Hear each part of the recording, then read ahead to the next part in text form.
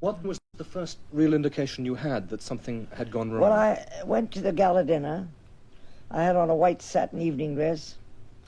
And after the gala dinner, knowing that we were going to post letters, I thought it a good idea to go up to the drawing room and write a few letters. And as I sat there writing, this was on Sunday night, the rule and regulations of White Star are lights out 11:30, especially on Sunday. So I was writing, the call was lights out, and I turned to the steward and I handed him my letters and I said, I'll pay you for the stamps tomorrow morning, but take the letters, they're ready. And I walked down quietly down the hallway until I got to my stateroom. And just before going to my stateroom, A11, there was a bump. As I turned the handle of my room, there was another bump. And as I got into my room, there was a third bump. I thought to myself, what are these bumps? Sort of little pushes, nothing very violent. And I had made a date with the gentleman to take a cup of coffee with him that night. And I called out to him at a nearby stateroom and I said, come on, see what the bumps are. And I slipped on a coat over my white satin evening dress and went right out from my own stateroom, because my stateroom had a door leading to the promenade deck. And as I got out on the promenade deck, I saw a large grey, well, it looked to me like a building floating by. Great big grey thing. But that building kept bumping along the rail, and as it bumped, it sliced off bits of ice, and ice fell all over the deck. And I, and a great many of my foolish fellow passengers, we just picked up the ice and started to play snowballs. We thought it was fun. We asked the officers if there was any danger, and said, no, nothing at all, nothing at all. Nothing at all, just a mere nothing. We just hit an iceberg. It's nothing, nothing.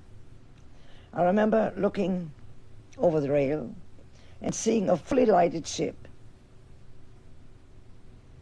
very close by. I've always said that I saw a man walking on the deck, and I did. They claim I didn't, but I was extremely far-sighted. As a matter of fact, I had defective eyesight, and I was too far-sighted. Now that ship, we were told, was the California. And it was the California. With all the denials that have been made since, it was the California. How are you so sure of that? What's that? How are you so sure of that? Because it was the only other ship, and when we got on the Carpathia, we were told by Captain Rostron that the Carpathia was standing by, and the officers on the Titanic told us all, don't worry, the California will pick up everybody in case you don't come back for breakfast. Now, we were told we were only going to leave because it was rules and regulations. No danger whatsoever. We'd all be back for breakfast. And I thought it was perfectly asinine to leave a warm, comfortable ship to come back for breakfast. Oh, that was why. The English have got rules and regulations, but they're just plumb crazy. I'm sticking to this ship. And you had no idea, even long after you hit the iceberg, that you were in real danger? Ridiculous. So I went to bed. I was in bed, and some man, I'd never yet identified who he was, came to my door, knocked at the door, and said, Madam, get up. They're claiming that women and children should leave the ship. put on your life belt. Get up. So I got out of bed. I only had one woolen dress that was out.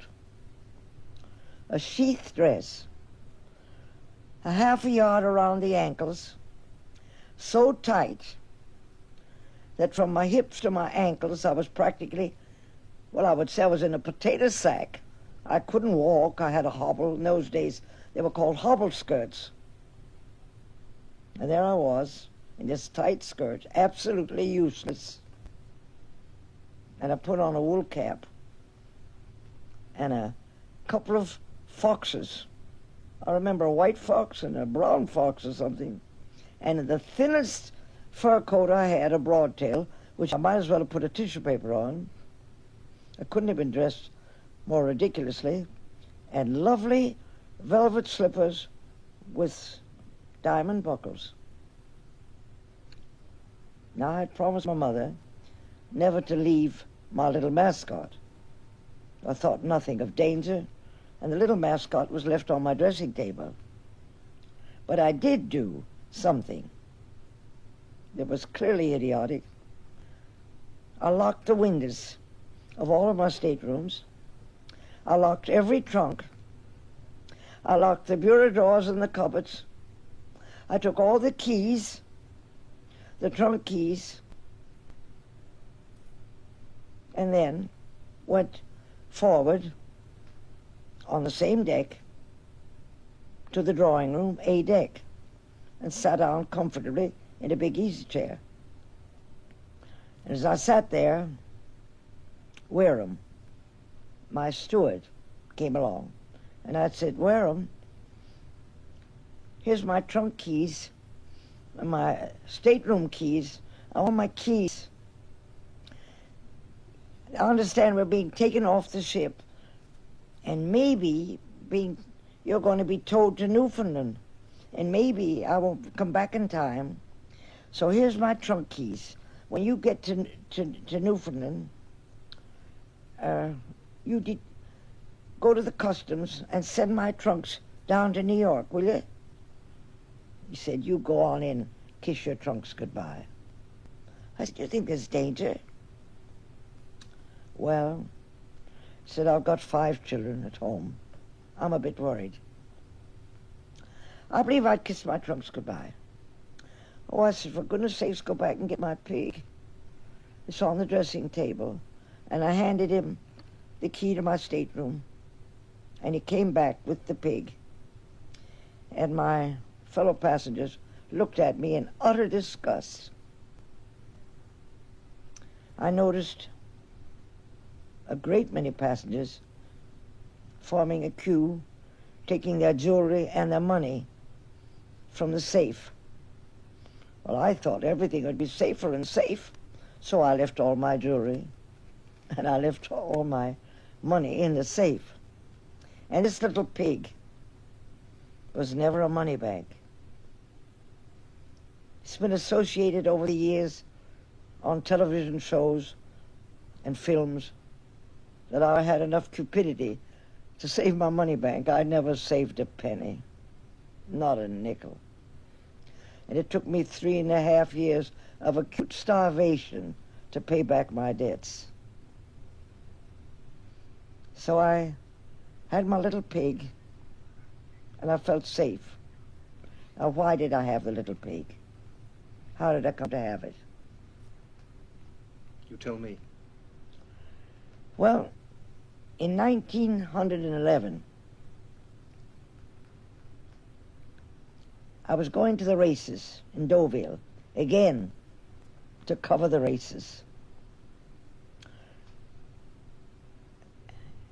And I drove to Deauville, down that dreadful, what they call the Hill of Death, before you get to Deauville.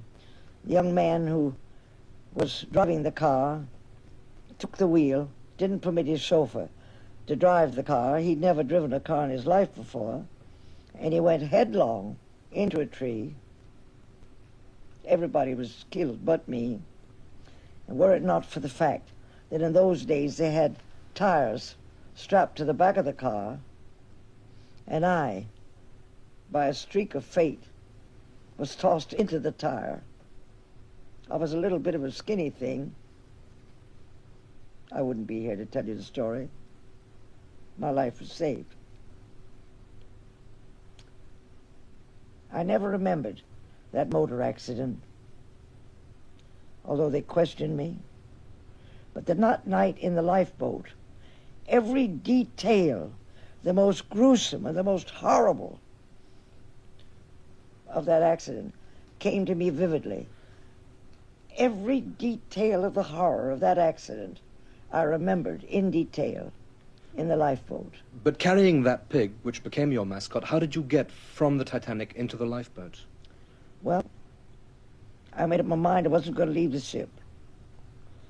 Bruce Ismay stood on B deck and kept calling out, "All women and children, come to B deck."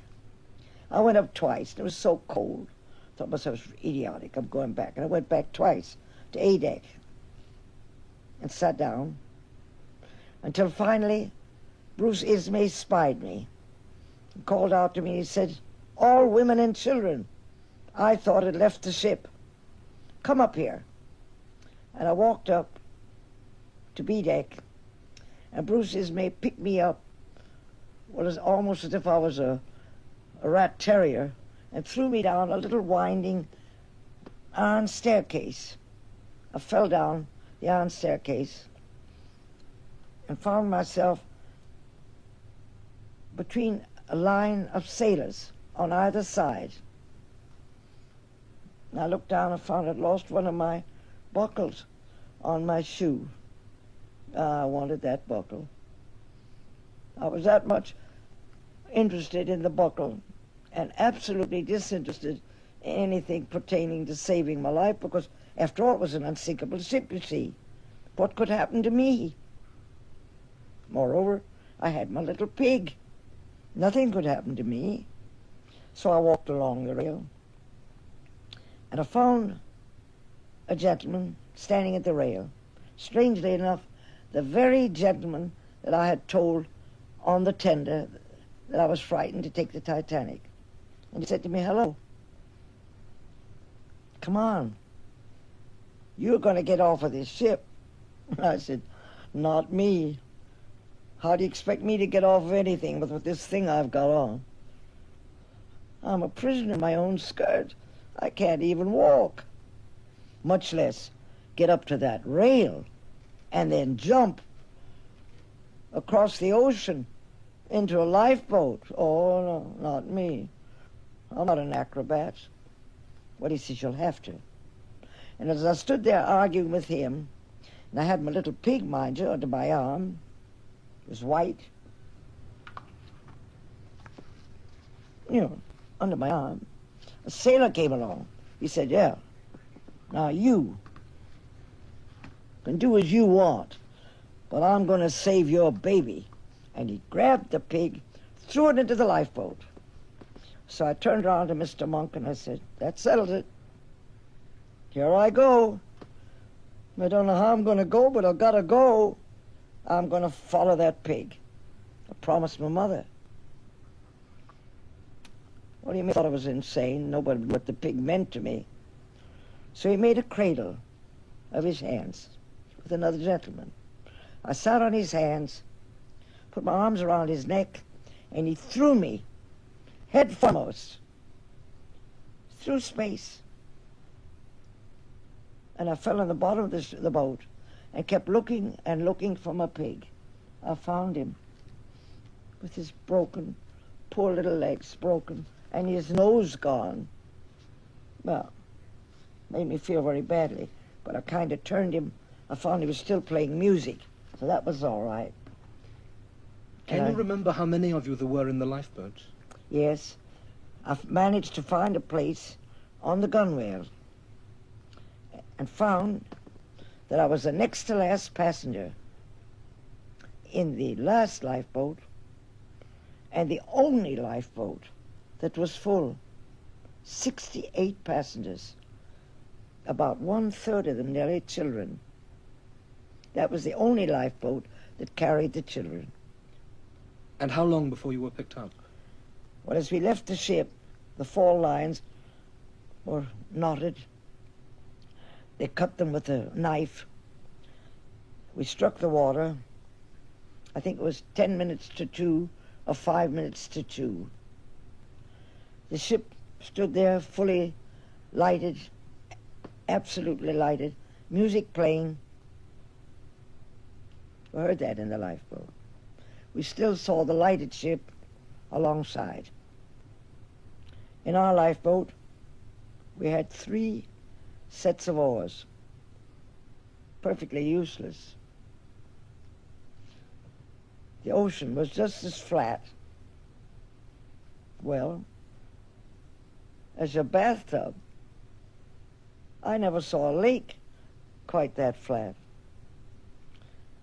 Inky black night, starlit, and not a ripple in the sea. And the kind of cold, well, if you want to know what kind of cold it is, just open your Frigidaire door, take a seat inside and shut the door, and you'll know what it felt like. The kind of cold that your skin seemed to congeal. Now, there I was, with nothing on practically, silk stockings, no underwear, no nothing, just about freezing to death. I sat on the gunwale, and the children were crying and whimpering. It suddenly struck me, I believe I'll play music, and then the little children maybe will be diverted and amused. And there I sat, and all night long I played them at cheat. And the poor little children were so interested in the music box that most of them stopped crying. Excepting one little fellow. He squealed like a pig. And strangely enough, years later, only a few years ago, there was a reunion of Titanic survivors in New York. Very few of us. And a great big strapping 6-footer came up to me. I believe he said he was a grandfather. Said to me, I was one of the babies in your lifeboat. And I said, well, I don't recognize you. You look so different today. He said, yes, I'm grown up now. But my mother's here.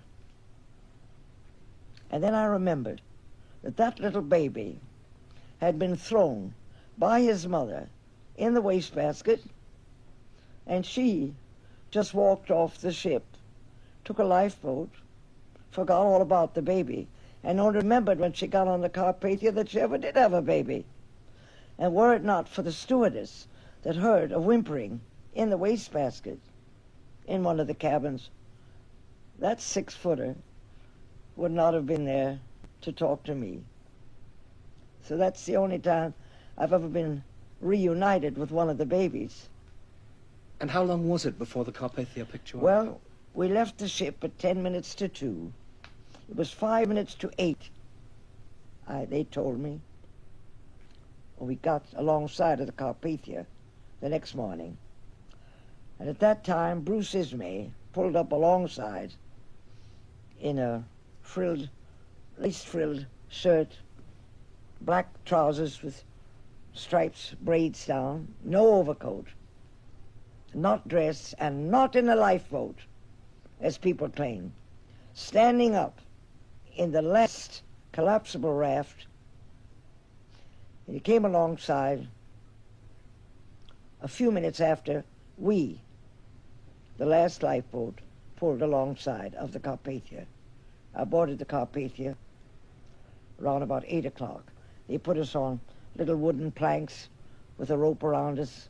I think they call it boatswain's cradles or something of that kind. I'm not very up on nautical terms. I ought to be, but I'm not. Have you ever traveled by boat since? I only travel by ship. I never will travel by aeroplane. And I've traveled time and again since.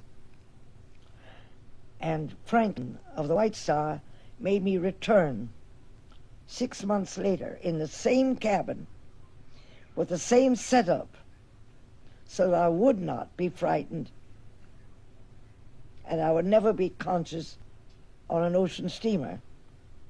But after the Titanic, on the same White Star Line, I was on the Majestic when she broke in half, and I was on the Olympic when she struck a tidal wave. As a matter of fact, a great many of the captains sort of avoided me, and I often wonder if the Titanic could have escaped me. I really believe sometimes I sunk the Titanic.